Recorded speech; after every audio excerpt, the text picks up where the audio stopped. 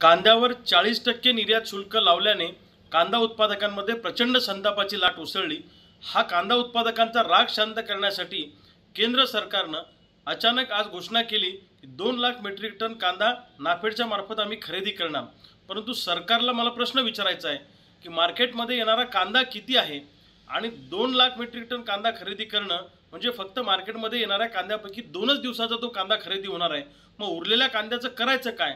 आणि त्यातल्या त्यात तुम्ही ए ग्रेडचाच कांदा खरेदी करणार, मग उर्वरित कांद्याचं करायचं काय? हा प्रश्न शेतकऱ्यांसमोर निर्माण झालेला आहे। वास्तविक पाहता 40% निर्यात शुल्क लावायलाच नको होतं। हे शहाणपण कुठून सुचलं सरकारला? ही सुपीक कल्पना सरकारच्या डोक्यात कुणी घातली?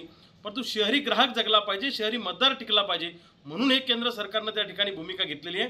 केंद्र सरकारच्या आजच्या कांदा खरेदीच्या निर्णयानं आम्हाला काही फायदा होणार नाही, ही शुद्ध धुळफेक आहे। हा हेडलाईन मॅनेजमेंटचा प्रकार आहे असं आमचं मत आहे। हा एक नवीन जुमला सरकारने त्या ठिकाणी आणलेला आहे।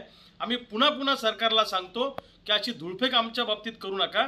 कोणत्याही परिस्थितीमध्ये 40% निर्यात शुल्क केंद्र सरकारनं रद्द करावं, अन्यथा आम्ही वाणिज्य मंत्र्याच्या घरामध्ये जाऊन कांदा फेकणारच। आम्ही आमच्या भूमिकेवर ठाम आहोत।